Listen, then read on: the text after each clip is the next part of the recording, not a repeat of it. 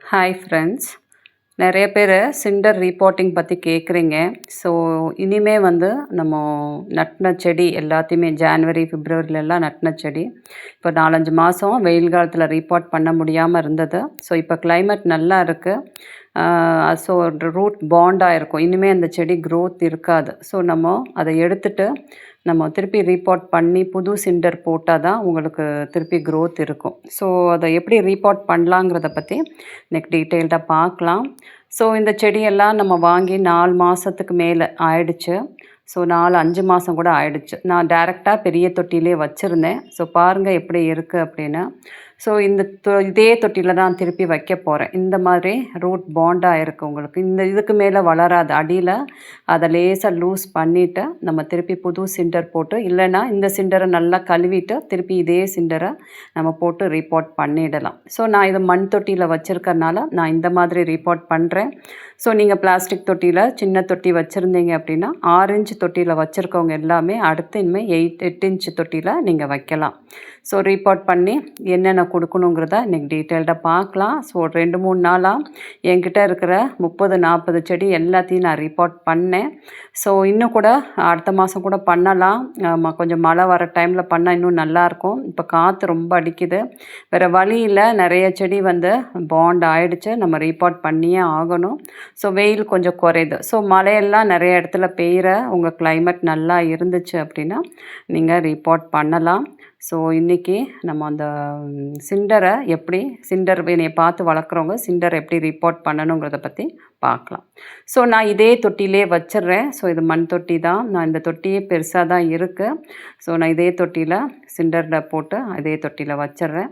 So வச்சுட்டு நான் வந்து இதுக்கு மைக்ரோரைஸாக கொடுக்கல. எப்பயுமே சொல்லியிருக்கேன் மைக்ரோரைஸாக கொடுக்கணும். 10 days ப்ராசஸ் எல்லாம் சொல்லியிருக்கேன். என் செடியில் நிறைய ஃபங்கஸ் அந்த மாதிரி இஷ்யூஸ் இருந்துச்சு. ஸோ அதனால் நான் மைக்ரோரைஸாக கொடுக்கல. நான் டைரெக்டாக ஃபங்கிசைடு ஹியூமிக்கு கொடுத்து தான் இதை காட்ட போகிறேன். ஸோ உங்களுக்கு மைக்ரோரைஸாக கொடுத்து வளர்க்குறத வந்து நிறைய வீடியோஸ் கொடுத்துருக்கேன். அதோட லிங்க்கை கூட உங்களுக்கு இதில் போட்டுடுறேன். பார்க்காதவங்க அதை பார்த்துக்கோங்க. ஸோ நிறைய கேட்டுக்கிட்டே இருக்கீங்க சிண்டரில் எப்படி ரீபாட் பண்ணணும், growth இல்லைன்னு. ஸோ growth இருக்காது தான் நமக்கு வந்து இப்போ வெயில் காலத்தில் growth இருக்காது. ஸோ இந்த மாதிரி சின்ன சின்ன growths வரும்போது த்ரிப்ஸு வந்து நிறைய அட்டாக் ஆகும். ஸோ உங்களுக்கு அதை இலையெல்லாம் சாப்பிட்ரும். சின்ன சின்ன இலை சுருங்கிடும். ஸோ இதெல்லாம் ஃபங்கஸும் இருக்குது செடியில். ஸோ ரொம்ப நாளாக சரியான கவனிப்பு இல்லாதனால கொஞ்சம் நிறையா ப்ராப்ளம் இருக்குது செடியில். ஸோ அதனால் இதுக்கு த்ரிப்ஸுக்கு நம்ம கான்ஃபிடாரை ஸ்ப்ரே பண்ணணும். ஸோ நான் ஆல்ரெடி 2 நாளைக்கு முன்னாடி பண்ணியிருக்கேன். ஸோ அடுத்த வாரம் இன்னொரு தடவை நம்ம பண்ணிவிடுவேன். ஸோ இந்த மாதிரி தான் நீங்கள் ரீபாட் பண்ணணும். பெரிய தொட்டியில் ஆல்ரெடி இந்த மாதிரி மண் தொட்டியில் வச்சுருந்தீங்கன்னா எடுத்துகிட்டு அந்த லேசாக அந்த வேரெல்லாம் ஊற்று விட்டுட்டு திருப்பி நீங்கள் அப்படியே வந்து ரீபாட் பண்ணிடலாம். ஸோ 6 இன்ச் தொட்டியில் வச்சுருக்கவங்கலாம் 8 இன்ச் தொட்டிக்கு நீங்கள் அப்படியே லேசாக இது பண்ணி அடியில் இருக்கிற அந்த க்ரிப்பாக இருக்கிறது மட்டும் லேசாக ஊற்று விட்டுட்டு நீங்கள் 8 இன்ச்சில் அப்படியே பண்ணிடலாம். ஸோ ஆல்ரெடி அந்த மாதிரி வீடியோஸ் நிறையா நான் போன வருஷம் கொடுத்துருக்கேன். அதோட லிங்க் இதில் ஷேர் பண்ணுறேன். அதையும் நீங்கள் பார்த்துக்கலாம். உங்களுக்கு சின்ன தொட்டி 6 இன்ச்லேருந்து 8 இன்ச்சுக்கு எப்படி நம்ம ரீபாட் பண்ணணுங்கிறதையும் காட்டிடுறேன். நீங்கள் பார்த்துக்கலாம். ஸோ இந்த மாதிரி அழுத்தி வைக்கணும். உங்களுக்கு பாருங்கள் இதெல்லாம் ஃபங்கஸ்ஸு. ஸோ ஃபங்கிசைடு கூட அடிச்சிருக்கேன் நானும். நிறைய ஃபங்கஸ் இஷ்யூஸு என் கார்டனில் இருக்குது இப்போது. ஸோ climate இத்தனை நாள் வெயில் ஜாஸ்தியாக இருந்துச்சு. growthம் நல்லா இல்லாமல் இருந்தது. ஸோ நல்லா தண்ணி ஊற்றிடணும் உங்களுக்கு. ஃபஸ்ட்டு நான் ஃபங்கிசைடு ஊற்றலை. சிண்டரில் இருக்க அழுக்கெல்லாம் போகணும். ஸோ அதனால் ஃபஸ்ட்டு நல்லா ஊற்றிடுறேன். ஸோ இதை வந்து நான் காலையில் ஒரு 10 மணிக்கு செஞ்ச climate நல்லா தான் இருக்குது. ஈவினிங் வந்து ஃபங்கிசைடும் ஹியூமிக்கும் கொடுத்துருக்கேன். அது இதோட அட்டாச் பண்ணிடுறேன். பாருங்கள் சிண்டரில் தண்ணி ஊற்றுனா அப்படியே இறங்கிடும். ஸோ இந்த மாதம் ஃபுல்லாகவே இதுக்கு என்ன சாப்பாடு அப்படின்னா 13-40-13ங்கிற வேர் வளர்ச்சிக்கு உண்டான சாப்பாடு தான் கொடுக்கணும். ஹியூமிக் கொடுக்கணும் உங்களுக்கு. ஸோ ரொம்ப முத்தின இலை, ரொம்ப டேமேஜ்டான இலை எல்லாத்தையும் கட் பண்ணி எடுத்துடணும். நீங்கள் எடுத்துட்டிங்கன்னா புதுசாக தளிர் வரும். அந்த தளிர் வரும்போது இன்செக்டிசைட் நம்ம ஸ்ப்ரே பண்ணணும். பாருங்கள் எல்லா தண்ணி ஊற்றி அந்த சிண்டரில் இருக்க அழுக்கு எல்லாத்தையுமே நான் கழுவி எடுத்துடுறேன். ஸோ இந்த மாதிரி 2-3 தடவை நீங்கள் வாஷ் பண்ணிட்டீங்க அப்படின்னா எல்லா அழுக்கும் போயிடும். உங்களுக்கு ஃப்ரெஷ்ஷாக இருக்கும். ஸோ ஈவினிங் வந்து நம்ம ஃபங்கிசைடு இதுக்கு கொடுத்துடலாம். ஸோ தாராளமாக ரீபாட் பண்ணலாம். மழையில் வைக்கலாமான்னு கேட்குறீங்க, தாராளமாக மழையிலையும் வைக்கலாம். ஸோ இந்த ஒரு செடியை ரீபாட் பண்ணுறேன். இதை வந்து நான் ஒரு பிளாஸ்டிக் தொட்டியில் தான் வைக்க போகிறேன். 10 இன்ச் தொட்டியில் வைக்க போகிறேன். காரணம் இது ரொம்ப வேர் இருக்குது. ஸோ இந்த செடி வாங்கும் போதே கொஞ்சம் ஒரு பெரிய செடியாக தான் வாங்கியிருந்தேன். மீடியம் சைஸ் பிளான்ட் தான். பாருங்கள் எந்த அளவுக்கு க்ரோத் இருக்குது அப்படின்னு. ஸோ அந்த இலையெல்லாம் கட் பண்ணியிருக்கேன். இந்த அளவுக்கு க்ரோத் இருக்குது. ஸோ இதை அப்படியே நான் வந்து 10 இன்ச் பாட்டில் வைக்கிறேன். எந்த டிஸ்டர்பும் பண்ணலை. இதை டிஸ்டர்ப் பண்ணோம்னா ரொம்ப இஷ்யூஸ் வந்துடும். அந்த அடியில் வச்சுருக்க அந்த கல்லை மட்டும் எடுத்துகிட்டு நம்ம 10 இன்ச் பாட்டில் அப்படியே வச்சிடுறேன். ஸோ பாருங்கள் நீட்டாக எடுத்துடலாம். ஸோ 2 விதமான ப்ராசஸ் இருக்குது. ஒரு ப்ராசஸ் மைக்ரோரைஸா கொடுத்து வளர்க்குற ப்ராசஸ் இருக்குது. ஃபங்கஸ் மாதிரி இஷ்யூஸ் நிறையா இருந்துச்சு அப்படின்னா நம்ம வந்து ஃபங்கிசைடு கொடுத்து நம்ம கரெக்ட் பண்ணலாம். அந்த மாதிரி ஒரு ப்ராசஸ் இருக்குது. ஸோ நான் வந்து இந்த செடிகளுக்கு எல்லாமே ஃபங்கிசைடு தான் கொடுக்குறேன்.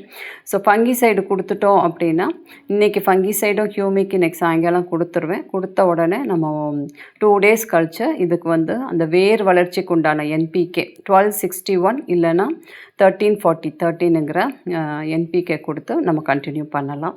ரோஸ் ஃபுட்டெல்லாம் 1 மாதம் கழித்து தான் கொடுக்கணும். ஃபஸ்ட்டு இந்த வேரெல்லாம் வளரணும். வேருக்கு உண்டான ட்ரீட்மெண்ட்டு தான், ரூட் ட்ரீட்மெண்ட் தான் நம்ம வந்து செடிகளுக்கு செய்யணும். வேறு எந்த சாப்பாடும் கொடுக்க தேவையில்லை.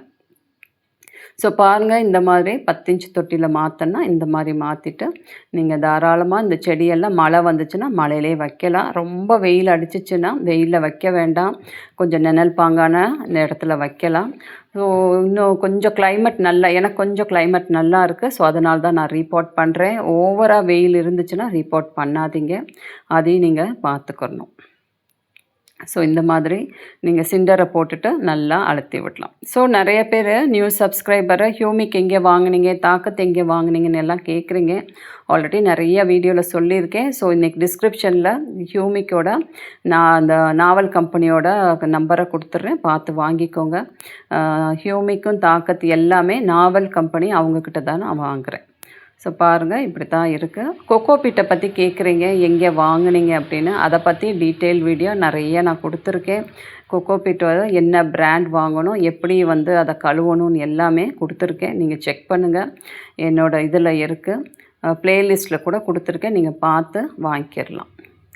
ஸோ நாளைக்கு கொக்கோபீட்டை எப்படி ரீபாட் பண்ணணுங்கிறத நான் வீடியோவில் போட்டு காமிக்கிறேன். ஆல்ரெடி எல்லாமே நான் பண்ணிட்டேன். கிட்டத்தட்ட 30-40 செடியை இப்போ 2-3 நாளாக தொடர்ந்து நான் ரீபாட் பண்ணிட்டேன். ஸோ உங்களுக்கு அடுத்தடுத்து உங்களுக்கு கிளைமேட் நல்லாயிருக்கும். எல்லாமே க்ரோத்தை நோக்கி வந்துடும். ஏன்னா ரொம்ப அந்த ரீபாட் பண்ணலைன்னா க்ரோத்தே இருக்காது. வேர் வந்து தட்டிடும். அடியில் உங்களுக்கு வேர் தட்டிடுச்சுன்னா க்ரோத் இருக்காது.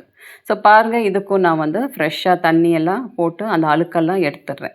ஸோ சிண்டர் எங்கே வாங்கணுன்னு கூட கேட்டிருக்கீங்க. அதுவும் நிறையா வீடியோஸில் சொல்லியிருக்கேன். ஸோ இது ஃபங்கிசைடு, சாஃப்ட் ஃபங்கிசைடு நான் வந்து 1 லிட்டர் தண்ணிக்கு 2 கிராமுங்கிற மாதிரி 10 லிட்டர் தண்ணிக்கு நான் வந்து ஒரு 20 கிராம் போட்டுட்டேன்.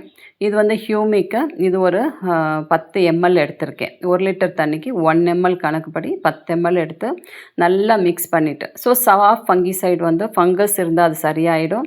ஹியூமிக் வந்து வேர் வளர்ச்சிக்கு உங்களுக்கு ரொம்ப இம்பார்ட்டண்ட். ரெண்டுமே நம்ம மிக்ஸ் பண்ணிவிட்டு இந்த செடிகளுக்கு நம்ம கொடுத்துடலாம். ஸோ நீங்கள் கன்ஃபியூஸ் ஆகிக்கிறாதீங்க. மைக்ரோரைஸா கொடுத்தா இது கொடுக்கக்கூடாது. உங்களுக்கு மைக்ரோரைஸா கொடுக்காதவங்க இதை கொடுக்கணும். இது வந்து உங்களுக்கு வந்து பாருங்கள் நல்ல ஒரு க்ரோத் இருக்கும். ஃபங்கஸ் வேரெல்லாம் நம்ம வந்து கை வச்சு நம்ம டிஸ்டர்ப் பண்ணியிருக்கோம். ஸோ அதனால் உங்களுக்கு ஃபங்கஸ் மாதிரி இஷ்யூஸ் வந்துடும். ஸோ ஃபங்கிசைடை நம்ம நல்லா செடிக்கு கொடுத்துட்டிங்கன்னா ஆட்டோமேட்டிக்காக அது செட் ஆகிடும். ஸோ பாருங்கள் எல்லா செடிக்கும் இது ஈவினிங் நான் செய்கிறேன். சாயங்காலம் நேரத்தில் நம்ம செய்யணும், வெயிலில் செய்யக்கூடாது. செஞ்சுட்டு செடியை கொஞ்சம் மழை வந்துச்சுன்னா மழையிலே வைக்கலாம். இல்லைன்னா உங்களுக்கு நிழல் பாங்கான இடத்துல, வெயில் ஜாஸ்தியாக இருந்தால் நிழல் பாங்கான இடத்துல வச்சிடலாம். ஸோ இதுதான்ப்பா எப்படி ரீபாட் பண்ணணுங்கிறத காட்டிட்டேன். ரீபாட் பண்ணணும்னு நிறைய பேர் யோசிக்கிறீங்க. இந்த கிளைமேட்டில் தாராளமாக ரீபாட் பண்ணலாம். இதே மாதிரி ரீபாட் பண்ணி உங்கள் செடியை அழகாக கொண்டு வரலாம். Thank you friends.